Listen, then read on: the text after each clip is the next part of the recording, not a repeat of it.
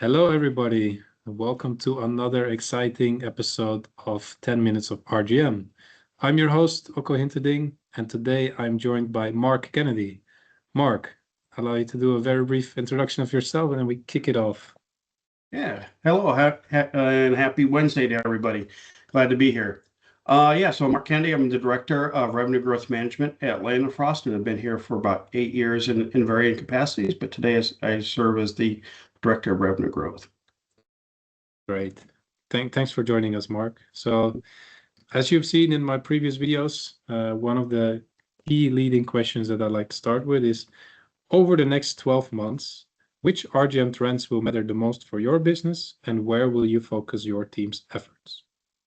Yeah, so when I think about Land & Frost, the biggest RGM trends that are really going to be around precision pricing, the mix management, and trade optimization. And really what that means is price pack architecture, right? Ensuring we have the right price points across the channels, promotional effectiveness, moving away from broad discounting towards a more targeted, results driven, and then channel specific strategies, right? So winning differently in club, mass, and grocery is different than just trying to do a one size fits all. Exactly, yeah. And when you say precision pricing, what does that mean for you? Is it more around, thinking about, are there specific price points that you're tackling with your positioning, or Right. is And it it's not more? just so a lot of times in a CPG world, they'll set a floor. We don't want any promoted prices below this. Yeah. We're going to get really targeted. We're going to say maybe that's okay for particular months, but then we're going to really break that out. What does a seasonality pricing look like? What does it look like in January versus July? That's what I mean by precision. We're just going to dial it in. Interesting. And how are you set up as an organization to have, let's say, seasonal pricing then? I'm Yeah, so curious it depends on your product mix, right? So you do have items that perform, a lot of people have items that perform better in particular times of year than others, right? So we all subsidize base on occasion, right? What we're going to try and do is try to minimize the amount of base that we're subsidizing. So we can dial that back and really stick those dollars into a more effective promotion when the times of years when it matters the most. And then it's really about going back and doing your post-promotional analysis. What's driving the best ROI for the organization? And then you really got to get detailed. It's not just the organization. You really have to look at, again, it gets down to the channels, what works in those different channels matters, and account specific, right? Just because something works at one retailer doesn't mean it's going to work at another retailer. Exactly. Yeah. And how do you ensure that the strategy that you outline with RGM is specific enough that works across channels? You make channel specific pricing approaches Yes. then? Yep. Yeah. So we'll have, and you even have channel specific items as well, right? But yes, you will have, we utilize customer segmentation and how we go to market. And so as we utilize that, we will certainly focus on, and again, evaluating, trying something. Let's not be afraid to try something different. We never want to just keep doing what we've done because guess what? We did it last year. I don't like that mindset, right? Let's try something different. It's okay to do something new. Yeah. Yeah, exactly. Exactly. I'm curious, when you establish, let's say, different pricing, or you identify which packs to play at certain channels, to what extent does your RGM team collaborate with, let's say, the leaders of those channels? Yeah, so you really have to, right? So as you look at how you cross channels and play with everybody else, you have to get all your partners involved, right? So as sales, it means shifting the conversation away from volume at any cost to more of a profitable growth and mixed quality, right? Let's make sure we got the right items. With finance, it's ensuring we have the right alignment on margin targets and trade investment ROI. And then you got to work with your supply chain, right? So it helps to prioritize the right SKUs, pack sizes, especially when capacity or inputs are constrained. Interesting. Where does RGM sit in your organization as a reporting line? Today we fall under sales, right? So you have to report up through somewhere. And I know there's a mixed bag. And even in my career, it's been either you report through sales or report through finance. Today we sit in sales. But we certainly sit in the middle as it should between finance, sales, well, you almost trifecta, right? And marketing. Really, at the end of the day, it's about trying to achieve organizational goals, drive the most profitability with the most volume, which has always been that balancing act that we've all been faced. If you would be able to pick the RGM function as a whole, place it anywhere within the organization, would you place it here within sales as well? It depends on the leadership. Today we have solid leadership at Lane & Frost. The sales or the sales leaders see it more than just volume, right? So if Mhm. you're in an organization where it's sales is all about volume, volume, volume, then I would say no, it's probably not sitting in the right place. Yeah. Because really the RGM really has to have that mix. You have to have one foot and I want all the volume I can get, and you have to have the other foot into I want all the profitability I can get too. Yeah.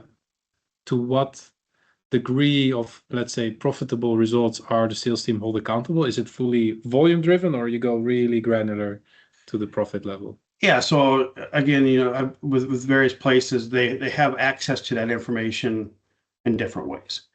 Today, it is something probably new to them that they'll get starting to open up to, where they have been more focused on let's get a new item in, let's get more volume going, and probably less focus on the profitability. As they get incentivized on making sure that they also have that mix, it really help the organization grow. So then it would be more the RGM responsibility to give them the right item to play in the retailer, and for them to execute and drive the volume. Right. And it's about sitting down and having a conversation with them, right? Sometimes they just don't know, right? Yeah. And that's when you just have to have the conversation with them. You align salespeople with people, and you have reviews. Maybe it's once a month. It's good to reflect, and definitely important to involve everybody. So if it's relatively new for the sales team, to what degree do you think it's the responsibility of RGM to share with sales, but the wider organization, the RGM capabilities and ways of thinking? And how do you do that in Land of Frost? We elevate our integrated analytics, bringing everything together, syndicated data, retailer data, internal shipment data, and then we've all together we've made confident decisions based on all the information that we have available. So I think it's the role of the RGM to really help coordinate all that. Coordination doesn't always mean you have to sit down and have another meeting just to have a meeting. It could be, are we sharing effective dashboards with them, right? We don't want to just send out another report, because we've all seen all the reports. You get an Excel sheet that comes out and you open up and go, oh my goodness, this thing is 58 columns wide and who knows how many rows deep. I'm closing it. Yeah. Right. What you need is instantaneous insights. Yeah. What's going on? What do I need to do? And I think that's where I've challenged my teams to make sure we're always including that. Exactly. Yeah. All right. Another question from the list. Which RGM capability has become essential for your team? Something that you were not prioritizing as much 2 or 3 years ago? We weren't really focused on probably the actionable insights, right? It was a lot about, hey, here's what we've done. Here's our guidelines on our DSMPs, which are just organizational guidelines. Here's where we want to be on shelf. Here's the price points we want to get, where we want to be at. And it's been more of the kind of the tattletale in the past, right? Oh, you violated the floor in the DSMPs, or where we want to be. Let's not do that again. Today, we're flipping that around, right? Let's forget about those. What we want to do is take a look again back into the deeper analytics. What has happened?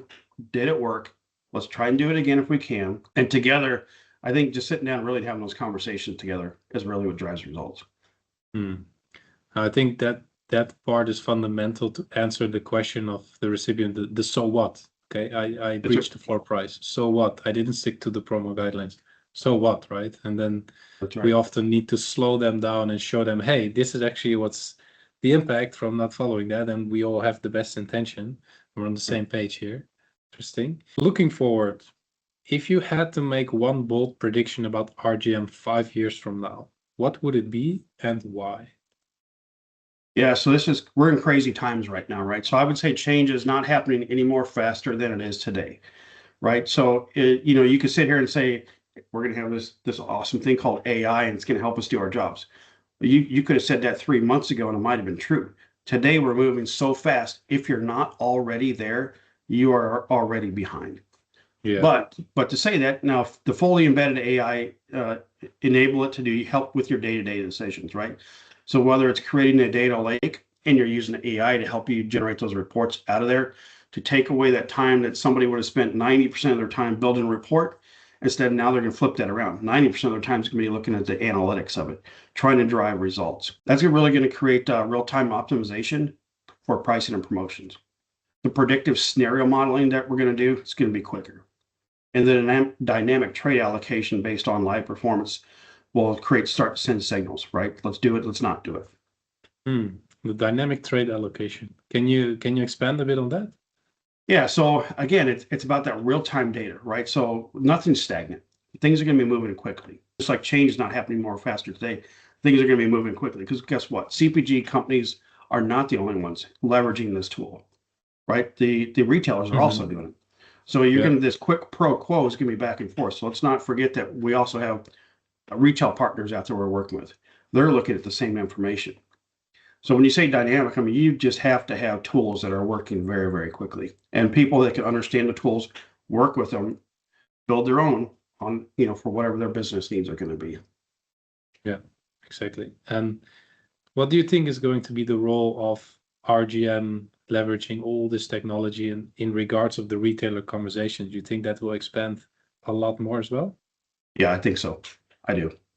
I think RGM isn't going to be the only department within a company to start to leverage this.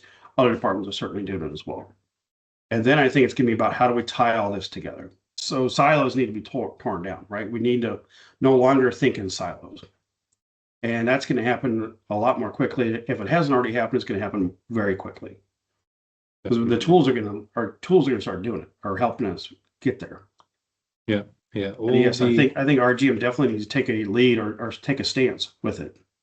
Yeah, I think it starts once the data is robust and in a good place, and then you can bring the insights to everybody's fingertips, and not only RGM, but also sales, also finance, also demand planning, also trade marketing. That's when you break those silos, because in today's world, you still see a lot of organizations where this sales guy has one Excel file that he works with, the other one has another one, then the finance guy is working with another spreadsheet, and everybody has their own source of truth, right? But when you bring that all together and everybody's working with the same set of data and the insights, that's, yeah, much, much more powerful. And I do think as well, the pace at which everything is evolving, it's so fast. And frankly, we don't even know the retailer side of things, how all of this is going to be connected. But my prediction for the future that I've shared before is, we will be having like AI agents from the retailer talking with AI agents from the supplier. And in the back of that, there will be people setting the guide rails and the guidelines on how far they're allowed to go. And then you let them do the talking, right? And you just lean back and say, okay, seems okay. We're both happy. Right. Yeah, it's reasonable. They're making a little bit, we're making a little bit. They can pay the bills, we can pay the bills. Life's good. Exactly. Yeah, exactly. So you've been in the RGM space for a while, and you've had a career also in trade for a while. Mm-hmm. What is one thing that you take from early on in your career that still shapes your RGM approach today? I think what drives a lot of it, and I speak with my team quite often about this, volume at any cost isn't true growth, right? So volume without quality of revenue is not growth. We have to grow both. Yes, volume is needed, but we should figure out how do we do that properly? What's sustainable? You can get a quick win, which is not really what you want to do, right? Anybody can just go out there and I can get instantaneous volume. All I got to do is drop my price. I might lose a whole bunch of money along the way, but look at all the volume I got. And is that sustainable? Because what will happen is if you do something like that, guess what? The retailer's going to remember that. They also have that in their queue now. Next year, you're going to get to the same point and they go, well, we have to overlap this. How do you get out of that terrible cycle that you just put yourself into? It's like, let's grow together. How do we make this sustainable and grow the category, grow the items, create movement off shelf? So to me, the biggest aha moment as I look back has always been volume without quality of revenue is not true growth. Yeah, I like it. And I think the quality of revenue goes both ways, right? So to you as a supplier, but also for the retailer, because you need to create those win-win scenarios. You can try to play a promo that's super profitable for you, but if the retailer say, well, shooting myself in the foot here, they're not going to want to repeat it next year. That's right. So that's right. Competition is fierce, and you have to earn your place on the shelf and maintain it. Yeah, exactly. Nice. Very valuable insight, Mark. All right. I think those were the main questions I wanted to ask. The last one that I always finish with is, who would you like to see in the next episode? Is there a specific person you have in mind, or a specific profile of a person or a company that you would like to hear more about? So, I mean, I don't have a specific person in mind, but kind of playing off what you had just said moments ago. I think what would be really cool, the next person to be on here, is get the retailer perspective, right, from the customer side. I think that would be a really nice add to the series. Super. Thank you, Mark. That's it for this episode. All right. Thank you so much.